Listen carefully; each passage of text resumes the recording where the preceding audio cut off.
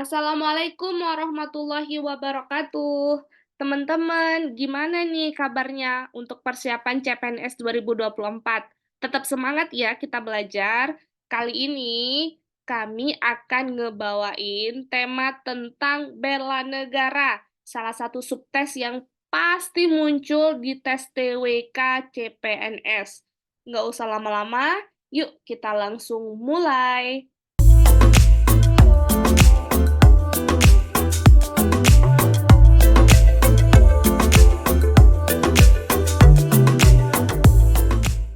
Pengertian bela negara. Apa sih sebenarnya bela negara itu? Nah, bela negara itu mengacu kepada tekad, perilaku, dan sikap warga negara yang dilakukan secara menyeluruh, teratur, dan terpadu, disertai oleh kecintaan kepada NKRI. Jadi kata kuncinya dari bela negara itu adalah tekad, kemudian perilaku, dan sikap. Sikap apa? Kecintaan kita terhadap NKRI. Yang tujuannya itu adalah untuk menjamin kelangsungan hidup atau eksistensi dari bangsa dan negara. Jadi teman-teman ini adalah kata kunci dari bela negara. Apa saja? Dia berupa tekad, perilaku, ataupun sikap yang menunjukkan kecintaan kepada NKRI yang tujuannya adalah menjamin kelangsungan atau eksistensi hidup bangsa dan negara. Nah, jadi bela negara itu juga bisa dibedakan menjadi dua bagian ya. Yang pertama secara fisik dan juga ada juga yang namanya non-fisik. Kalau secara fisik itu merupakan upaya untuk menghadapi serangan fisik ya, atau agresi dari pihak yang mengancam eksistensi negara tersebut.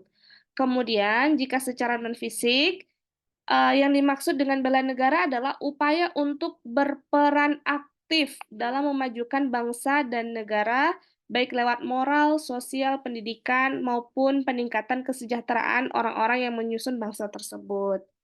Seperti itu.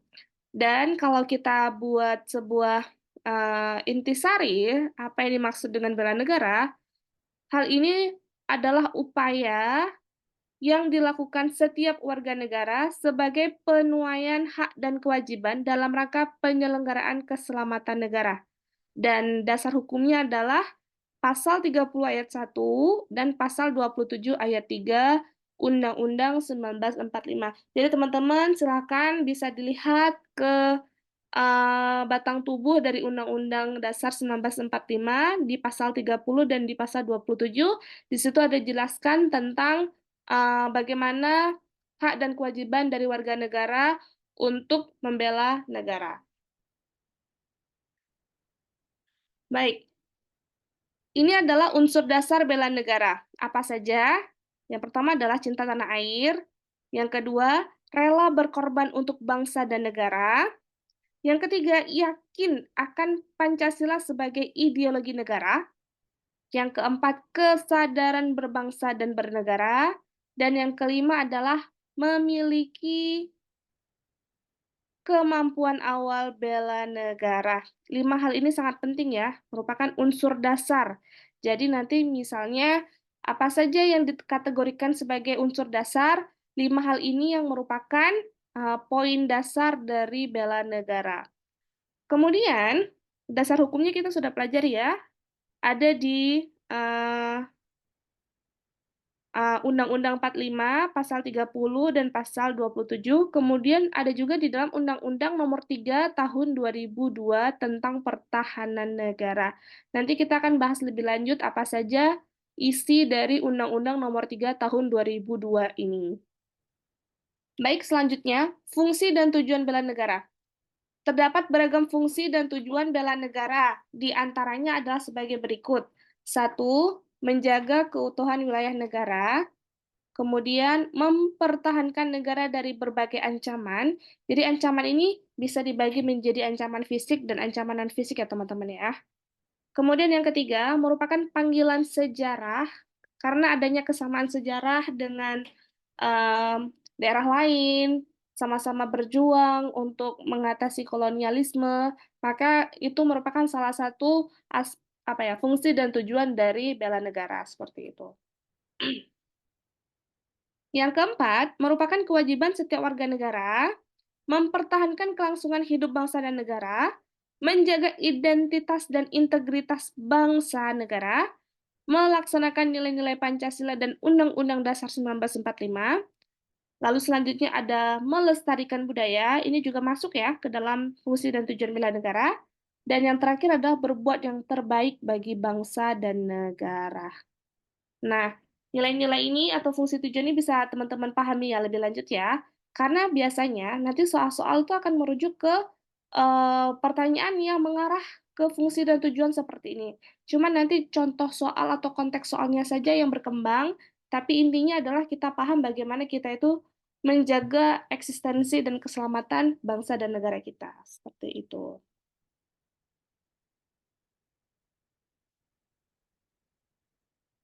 Baik, ini adalah dasar hukum bela negara. Ada di pasal 30 dan pasal 27. Kemudian ada juga Undang-Undang Nomor 3 Tahun 2002 yang menjelaskan bahwa kita sebagai warga negara bisa ikut serta dalam upaya bela negara yang diselenggarakan melalui yang pertama, mengikuti pendidikan kewarganegaraan, dua, pelatihan dasar kemiliteran secara wajib, ketiga, pengabdian sebagai prajurit TNI secara sukarela atau wajib. Atau yang keempat, pengabdian sesuai profesi. Nah, pendidikan kewarganegaraan ini bisa kita dapatkan misalnya di sekolah atau di dalam kegiatan-kegiatan pelatihan formal. Kemudian ada juga pelatihan dasar kemiliteran, ini juga biasanya kita ikut ya, seperti baris berbaris atau misalnya banyak pelatihan-pelatihan kemiliteran lain yang diwajibkan oleh instansi-instansi pemerintah. Kemudian kita mengabdi sebagai prajurit TNI baik secara sukarela atau wajib. Dan yang keempat adalah pengabdian sesuai profesi.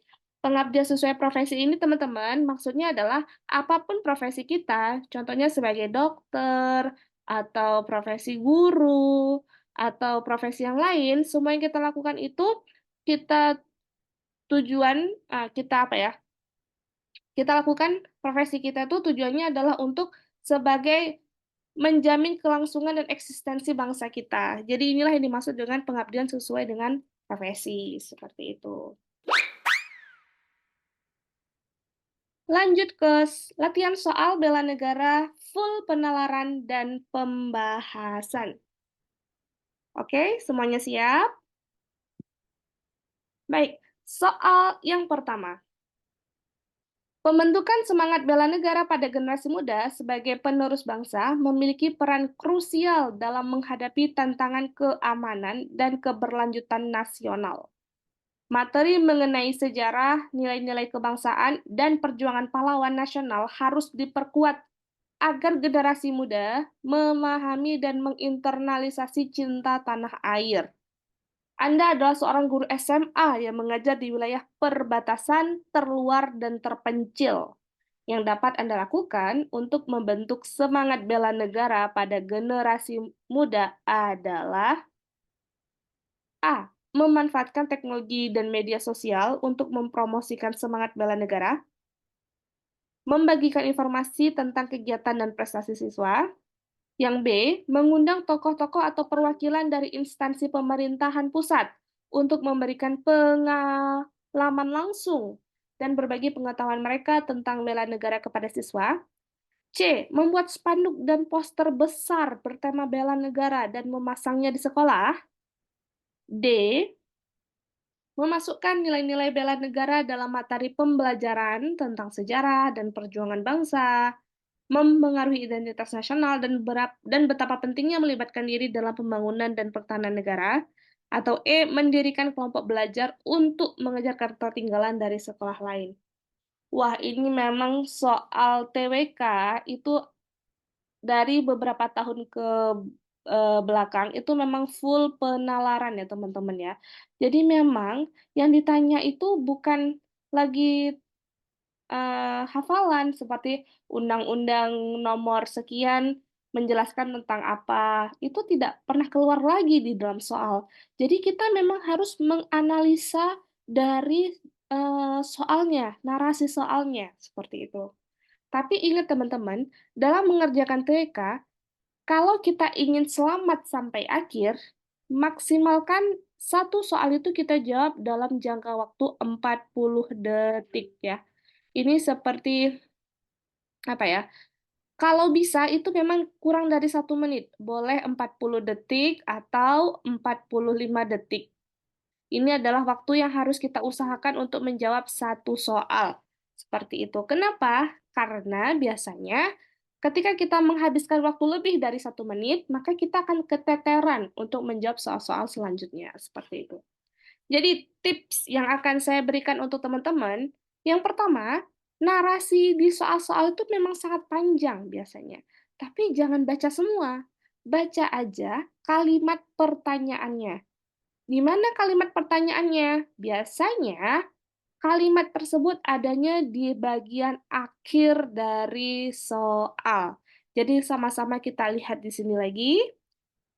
Pertanyaannya adalah, yang dapat Anda lakukan untuk membentuk semangat bela negara pada generasi muda adalah, Anda ini siapa? Anda ini merujuk kepada seorang guru SMA, di mana di wilayah perbatasan, terluar, dan terpencil.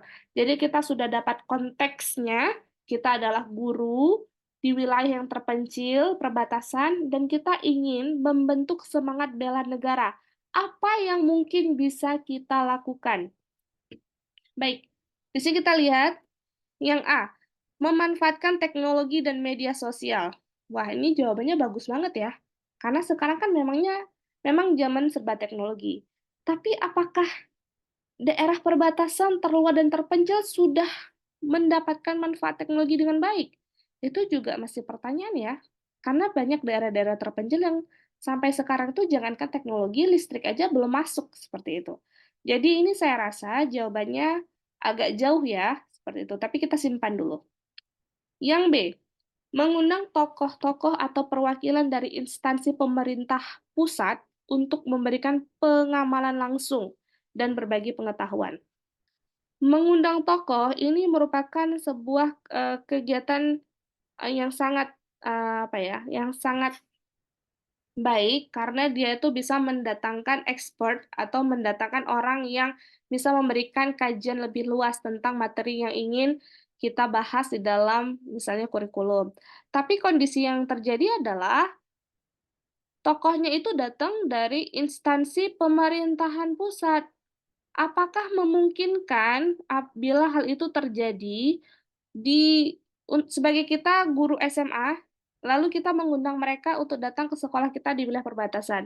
Mungkin bisa saja terjadi ya teman-teman ya, tapi ini mungkin butuh proses. Ini butuh proses, kemudian waktunya juga panjang ya, saya rasa ya. Jadi sepertinya ini memang agak jauh nih jawabannya, seperti itu. Jadi kita silang aja, oke? Baik, yang nomor 3 kita analisis. Membuat spanduk dan poster besar bertema bela negara dan memasangnya di sekolah. Bagus ya. Kira-kira ini masih bisa tercapai ya. Mungkin masih bisa tercapai. Yang keempat, memasukkan nilai-nilai bela negara dalam materi pembelajaran tentang sejarah dan perjuangan bangsa memengaruhi identitas nasional dan betapa pentingnya melibatkan diri dalam pembangunan dan pertahanan negara. Jadi memang teksnya panjang, tapi intinya adalah memasukkan nilai-nilai ke dalam materi pembelajaran. Nah, ini kalau kita lihat adalah hal yang paling sederhana yang bisa kita lakukan sebagai seorang guru. Seperti itu. Dalam kita mengajar, kita masukkan unsur-unsur bela negara di dalam materi yang kita ajarkan. Dan ini juga terdengar sangat memungkinkan dan sangat bagus ya. Jadi kita conteng dulu di sini, kita simpan. Yang terakhir, mendirikan kelompok belajar untuk mengejar ketertinggalan dari sekolah lain. Nah, ini juga sangat baik karena ada inisiatif untuk kita mendirikan kelompok belajar. Tapi permasalahannya adalah di sini tidak menjelaskan adanya unsur-unsur bela negara, hanya dijelaskan untuk mengejar ketertinggalan saja. Jadi ini saya rasa juga kurang tepat ya teman-teman ya. Oke. Nah, kita udah dapat 2 jawaban nih kira-kira ya. Yang C dengan yang D. Kira-kira teman-teman, manakah yang lebih meyakinkan atau lebih baik untuk dilakukan jika kita seorang guru SMA ingin mengajarkan atau membentuk semangat bela negara pada generasi muda? Ayo, boleh komen di kolom komentar ya kalau mau komen. Baik, langsung saja. Jawaban yang paling tepat di sini adalah yang D. Seperti itu. Jadi kita dengan memasukkan nilai-nilai bela negara saja ke dalam materi pembelajaran. Kalau kita membuat spanduk dan poster besar, itu bagus untuk media promosi, tapi juga anak-anak siswa kita juga membutuhkan sebuah apa namanya penjelasan atau sebuah penjabaran kira-kira bagaimana sih sebenarnya semangat bela negara di sekolah tersebut seperti itu ya. Jadi jawaban yang paling tepat itu D. Lanjut, kita lanjut ke soal selanjutnya.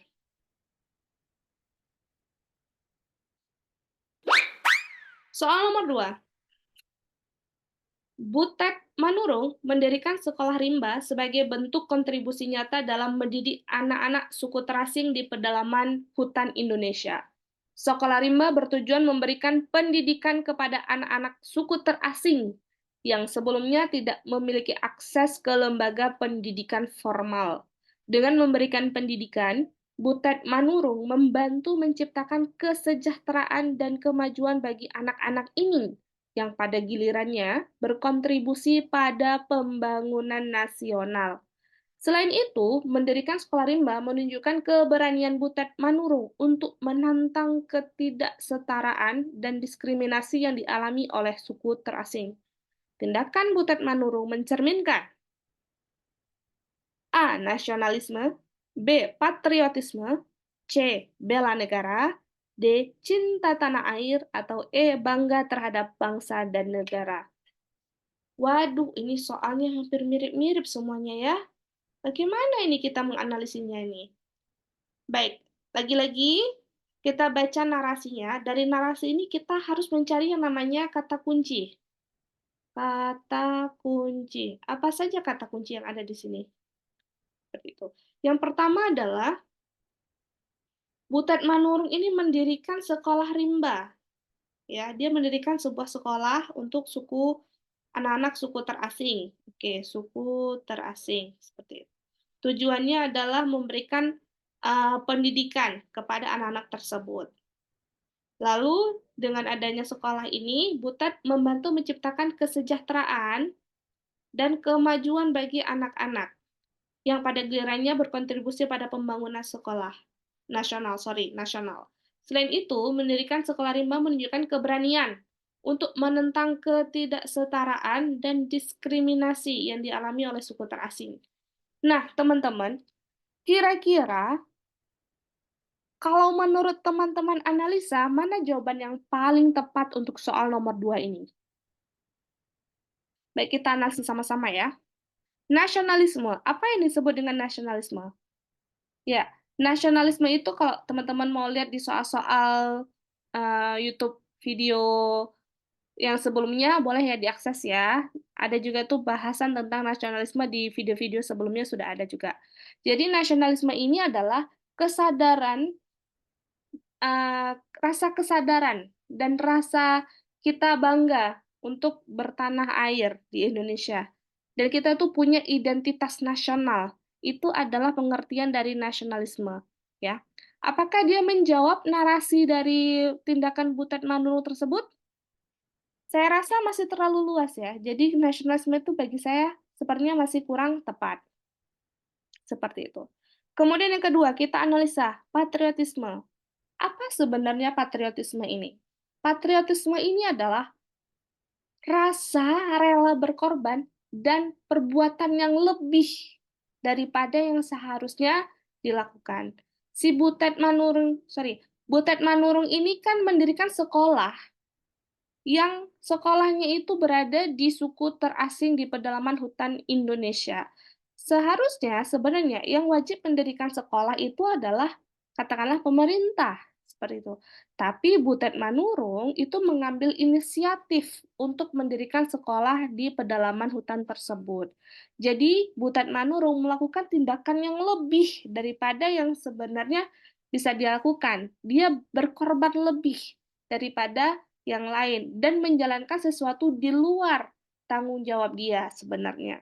Dan hal itu tentu saja sangat positif. Itulah yang dimaksud dengan patriotisme. Jadi, untuk soal nomor 2 ini, tindakan Butet Manurung itu memang mencerminkan sikap patriotisme, teman-teman ya. Jadi, saya yakin jawabannya itu adalah yang B. Bagaimana dengan teman-teman yang lain? Yakin atau tidak? Boleh komen di kolom komentar. Baik, soal nomor 3. Bela negara bagi warga negara sipil memiliki penting yang cukup besar dalam konteks pembangunan dan keberlanjutan sebuah negara. Warga negara sipil memiliki peran dalam mempertahankan kedaulatan dan keamanan negara dengan mendukung kebijakan-kebijakan yang bertujuan untuk menjaga stabilitas nasional dan menanggapi berbagai tantangan, baik dari dalam maupun luar negeri. Ketertiban warga negara sipil dalam bela negara secara non-fisik dapat dilakukan dengan cara di bawah ini, kecuali A. Berpartisipasi aktif dalam proses politik seperti pemilihan umum, memberikan suara, dan mengikuti perkembangan politik. B. Mengorganisir kampanye pendidikan dan kesadaran di masyarakat, terutama terkait isu-isu penting seperti keberlanjutan dan hak asasi manusia. C. Mendukung praktik ramah lingkungan dan terlibat dalam inisiatif pelestarian alam di wilayah tempat tinggal. D. Mengedepankan pendidikan kewarganegaraan di sekolah dan masyarakat. E. Ikut dalam pemberantasan narkoba dengan menyergap pengedar yang ada di lingkungan sekitar. Kira-kira jawabannya yang mana nih, teman-teman? Boleh komen di kolom komentar. Oke, langsung aja seperti biasa kita melihat ke kalimat pertanyaan yang ada di akhir narasi soal. Di sini yang dicari adalah bagaimana ketertiban warga negara sipil dalam bela negara secara non-fisik. Jadi yang dicari itu adalah non-fisik ya, yang kita fokus ya. Dapat dilakukan dengan cara di bawah ini, kecuali. Oh, di sini ada kata kecuali, teman-teman. Jangan sampai kita terkecoh. Ada kata kecuali, berarti yang bukan non-fisik. Jadi yang bukan non-fisik ya. Karena ada diminta kecuali. Berpartisipasi aktif dalam proses politik. Jadi ini sepertinya non-fisik ya. Jadi ini jawabannya itu adalah non-fisik. Mengorganisir kampanye, pendidikan, dan kesadaran. Nah, ini juga sifatnya non-fisik. Yang C, mendukung praktik ramah lingkungan dan terlibat dalam inisiatif pelestarian alam di wilayah tempat tinggal. Apakah ini non-fisik? Iya ya, karena kan kita terlibat dalam inisiatif pelestarian alam. Jadi ini juga non-fisik. D. Mengedepankan pendidikan kewarganegaraan di sekolah dan masyarakat. Jadi ini ada kata-kata pendidikan. Jadi ini juga masuk ke dalam non-fisik, teman-teman. Yang E. Ikut dalam pemberantasan narkoba dengan menyergap pengedar yang ada di lingkungan sekitar. Oke, pemberantasan narkoba itu bisa jadi sifatnya non-fisik ya. Tapi ketika ada kata-kata menyergap, pengedar, berarti kan kita ikut membantu menangkap para pengedar yang ada di lingkungan sekitar. Nah, itu masuknya kemana? Ini masuknya ke fisik ya, teman-teman ya. Harusnya ini biasanya pekerjaan dari katakanlah pihak yang berwajib seperti polisi. Tapi kita ikut membantu menyergap seperti itu. Jadi ini masuknya ke fisik. Jadi jawabannya paling tepat untuk soal nomor 3 adalah yang E. Baik.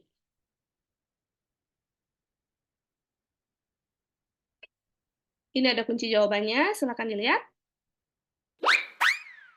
Oke, soal selanjutnya. Semangat bela negara dapat mendorong karyawan untuk meningkatkan produktivitas dan berinovasi di tempat kerja.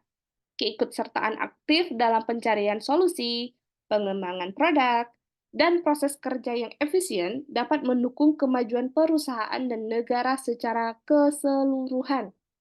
Bela negara yang dapat dilakukan dalam lingkungan kerja adalah kecuali A. Selalu membayar pajak tepat pada waktunya, B. Kesadaran menaati peraturan dan tata tertib perusahaan, C. Berpartisipasi dalam pelatihan dan pengembangan yang dapat meningkatkan keterampilan, D. Mendukung kebijakan negara yang bertujuan untuk menjaga stabilitas nasional dan menanggapi berbagai tantangan, atau E. Bekerja secara produktif, menghasilkan produk dan layanan berkualitas, serta berpartisipasi dalam program-program pembangunan ekonomi. Ayo teman-teman, kira-kira jawabannya apa? Silakan komen. Baik, kita langsung fokus ke kalimat pertanyaan di bagian akhir. Bela negara dapat dilakukan di dalam lingkungan kerja. Ini adalah kata kuncinya, lingkungan kerja. Tapi yang diminta adalah kecuali, jadi yang bukan di lingkungan kerja, seperti itu. Kita lihat sama-sama. Selalu membayar pajak tepat pada waktunya. Apakah ini termasuk di dalam lingkungan kerja atau bukan? Kita simpan ya, jawabannya bagus semua ini ya. Jadi soal TWK full penalaran ini memang soalnya benar-benar semua. Nggak ada, hampir tidak ada yang salah, tapi kita harus mampu menganalisa di dalam jawabannya. Kesadaran menaati peraturan dan tata tertib perusahaan. Apakah ini benar? Benar ya? Ya, karena ini masuk ke dalam lingkungan kerja, seperti itu. C. Berpartisipasi dalam pelatihan dan pengembangan yang dapat meningkatkan keterampilan. Benar ya? Ini juga benar karena di dalam lingkungan kerja kita kan juga harus rajin ikut pelatihan supaya kita bisa menjadi karyawan yang punya skill lebih untuk meningkatkan atau mencapai tujuan dari perusahaan. Jadi ini benar. D. Mendukung kebijakan negara yang bertujuan untuk menjaga stabilitas nasional dan menanggapi berbagai tantangan. Mendukung kebijakan negara. Jadi ini sepertinya benar juga ya. Tapi untuk menjaga stabilitas nasional dan menanggapi berbagai tantangan. Ini sepertinya jawabannya sepertinya bagus, tapi masih agak ambigu di sini. Jadi kita tanda tanya dulu. Oke. E. Bekerja secara produktif, menghasilkan produk dan layanan berkualitas, serta berpartisipasi dalam program pembangunan ekonomi. Ini sudah jelas ya, ada kata produk, layanan berkualitas, pembangunan ekonomi, dan lain sebagainya. Jadi juga benar. Jadi B, C, dan E benar. Yang masih pertanyaan adalah yang A atau yang D? Kira-kira teman-teman jawabannya yang mana? Apakah A atau D? Ingat, yang ditanya adalah kecuali ya. Kecuali. Baik, jawaban yang paling tepat adalah yang D. Kenapa yang D? Karena di sini masih ambigu sekali, tidak menjurus kepada lingkungan kerja. Seperti itu, teman-teman.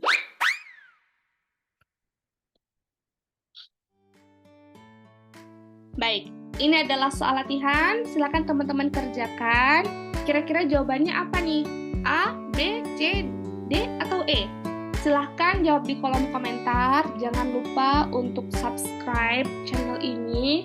Dan kita akan terus berkembang bersama-sama. Dan semoga teman-teman tahun ini lancar untuk tes CPNS-nya. Dan bisa jadi CPNS tahun ini. Amin ya. Semangat, sampai jumpa lagi.